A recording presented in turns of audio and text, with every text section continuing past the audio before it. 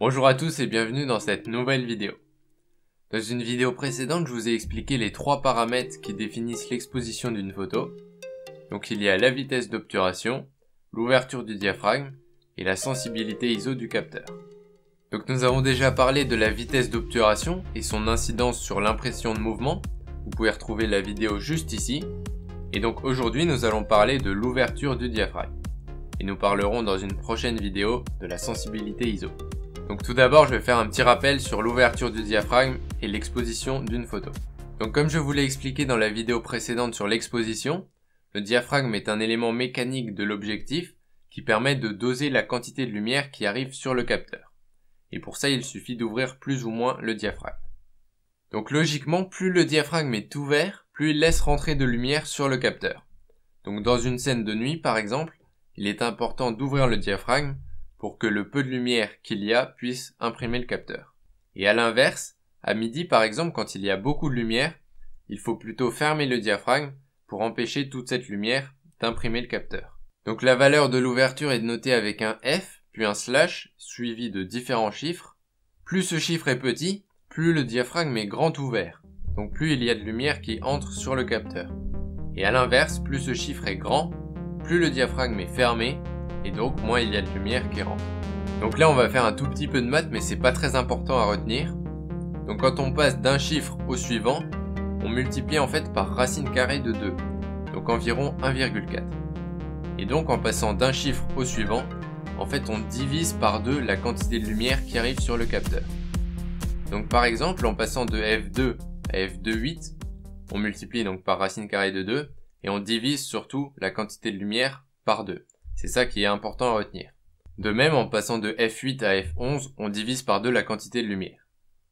Et bien sûr, inversement, si on passe par exemple de f16 à f11, ou de f4 à f2,8, et bien là, on augmente par 2 la quantité de lumière qui arrive sur le capteur. Maintenant, on va parler du deuxième effet qu'a la profondeur de champ sur le résultat des photos. Donc il y a non seulement l'exposition, mais aussi la modification de la profondeur de champ.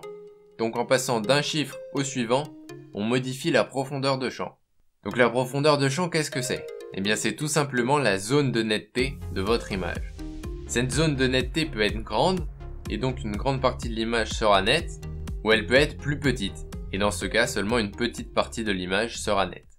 Donc on utilise par exemple une grande profondeur de champ pour les paysages, où on veut que tout soit net, et à l'inverse on utilise plutôt une faible profondeur de champ, pour mettre en valeur un sujet, donc ça peut être par exemple pour des portraits, où on veut que seul le visage du sujet soit net, et que l'avant-plan et l'arrière-plan soient flous, pour bien faire ressortir le sujet. Au passage, on appelle ce flou le bokeh. Et la profondeur de champ est liée à l'ouverture du diaphragme. Donc quand le diaphragme est grand ouvert, donc un petit chiffre, eh bien la profondeur de champ est très petite. Et quand le diaphragme est fermé, donc un grand chiffre, eh bien la profondeur de champ est grande. Donc je vais ici prendre 3 exemples en faisant varier l'ouverture du diaphragme pour que vous voyez l'effet sur la profondeur de champ. En revanche, je vais adapter ma vitesse et mes ISO pour garder une bonne exposition. Donc je vais prendre la première photo à f2. Et là, logiquement, la profondeur de champ sera très faible. Donc il n'y aura qu'une petite zone de l'image qui sera nette. Donc on va vérifier tout ça. Première photo à f2.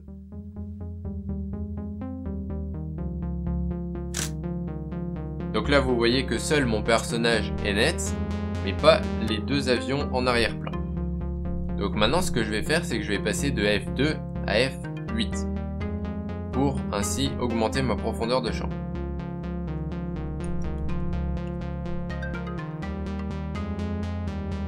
J'adapte ma vitesse.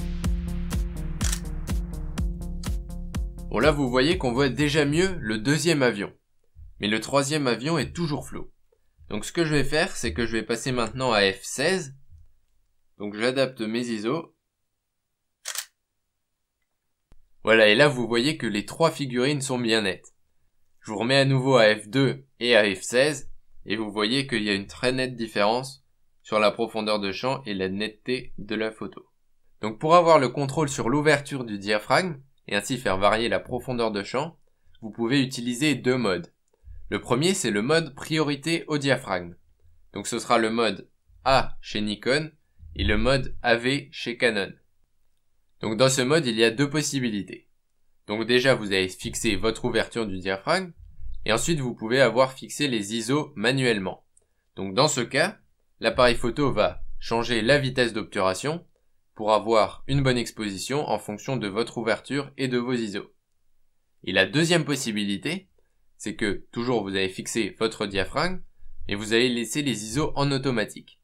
Et dans ce cas, l'appareil va adapter automatiquement la vitesse et les ISO pour avoir une bonne exposition avec l'ouverture que vous avez définie. Vous pouvez aussi bien sûr utiliser le mode manuel, et dans ce cas, c'est vous qui réglez la vitesse d'obturation et l'ouverture du diaphragme. Le mot diaphragme est également utilisé pour définir la quantité de lumière qui rentre dans l'appareil photo. Quand on dit qu'on augmente ou qu'on diminue d'un diaphragme, au passage on peut aussi parler de EV, IL ou stop, eh bien c'est qu'on multiplie par 2 ou qu'on divise par 2 la quantité de lumière qui arrive sur le capteur. Donc par exemple en passant de f2.8 à f4, comme on diminue par 2 la quantité de lumière qui arrive sur le capteur, eh bien on dit qu'on diminue l'exposition d'un diaphragme. Cependant on utilise cette unité aussi pour parler de la vitesse et des ISO. À partir du moment où on multiplie par 2 la quantité de lumière qui arrive sur le capteur, on dit qu'on augmente l'exposition d'un diaphragme. Et à partir du moment où on divise par 2 la quantité de lumière, on dit qu'on diminue l'exposition d'un diaphragme. Donc par exemple, si je passe de 1 centième de seconde à un 2 centièmes de seconde, ou de 200 ISO à 100 ISO, eh bien je diminue l'exposition d'un diaphragme. Ça peut aussi être d'un EV, d'un IL ou d'un stop. Donc nous avons vu dans cette vidéo que l'ouverture du diaphragme fait varier à la fois l'exposition et la profondeur de champ d'une photo. Et donc pour faire varier l'ouverture du diaphragme, eh bien vous pouvez utiliser soit le mode A ou AV, donc le mode priorité à l'ouverture, soit le mode manuel. Vous devez également vous souvenir que plus le chiffre est petit, plus l'ouverture du diaphragme est grande, donc plus il y a de lumière qui rentre sur le capteur, et plus la profondeur de champ est petite. Et à l'inverse, que plus le chiffre est grand, plus l'ouverture est petite, donc moins il y a de lumière qui rentre sur le capteur, et plus la profondeur de champ est grande. Et bien voilà, cette vidéo est déjà terminée, j'espère qu'elle vous a plu et que maintenant vous saurez bien utiliser le diaphragme pour faire varier l'exposition et la profondeur de champ. Vous allez voir que bien utiliser la profondeur de champ va augmenter vos possibilités en photo et votre créativité. Vous allez pouvoir faire une scène complètement nette, comme par exemple pour les paysages, ou à l'inverse, garder une profondeur de champ très faible pour concentrer le regard sur un sujet et ne pas distraire le spectateur avec ce qu'il y a autour. Et bien voilà, cette vidéo est déjà terminée. Dans la prochaine vidéo, nous parlerons de la sensibilité ISO, qui est le dernier élément du triangle de l'exposition. Vous pouvez bien sûr retrouver l'article complémentaire à cette vidéo sur le blog astuces-et-réflexes-photo.com. Vous pouvez aussi me retrouver sur Twitter, Facebook et Instagram. Tous les liens sont dans la description de la vidéo. Si cette vidéo vous a plu, vous pouvez laisser un pouce bleu pour m'encourager et vous pouvez vous abonner à la chaîne pour être au courant de toutes les nouvelles vidéos. Merci d'avoir regardé cette vidéo jusqu'au bout. Je vous dis à très bientôt dans la prochaine vidéo. Salut!